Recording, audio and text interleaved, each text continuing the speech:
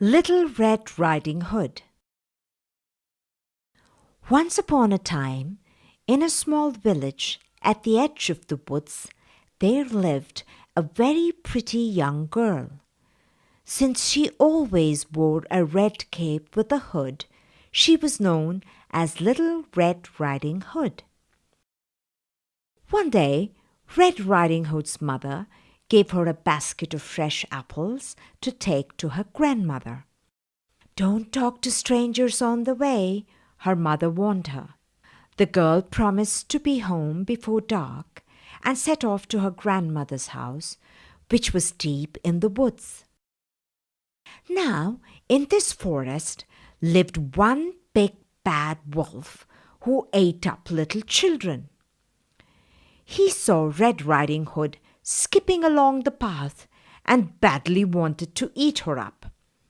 So he came up with a wicked plan. The wolf jumped out of the bushes in front of Red Riding Hood. "Hello, young lady. Where are you going?" he asked with a sweet smile.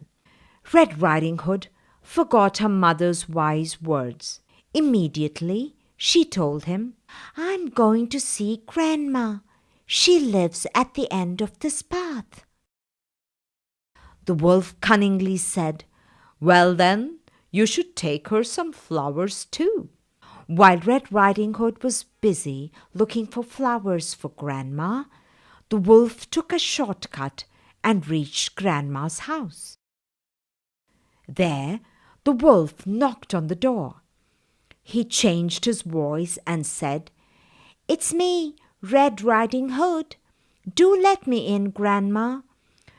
But as soon as the old lady opened the door, he pounced on her and gobbled her up whole.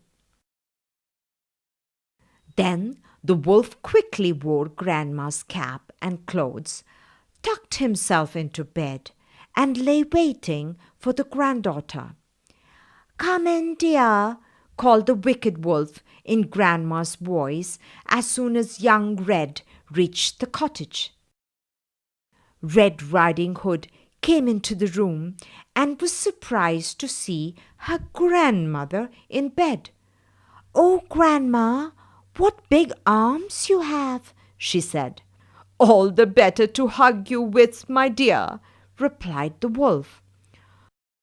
"Oh, Grandma, what big teeth you have," cried Red Riding Hood, her eyes wide with surprise. The wolf laughed a wicked laugh. "All the better to eat you with," he said, and pounced on her in a flash. The woodcutter and Red Riding Hood cut open the wolf's stomach, and out came Grandma. She was scared, but quite unhurt. The big bad wolf could never hurt anyone anymore. As for Red Riding Hood, she was a very good girl and remembered never to speak to strangers ever again.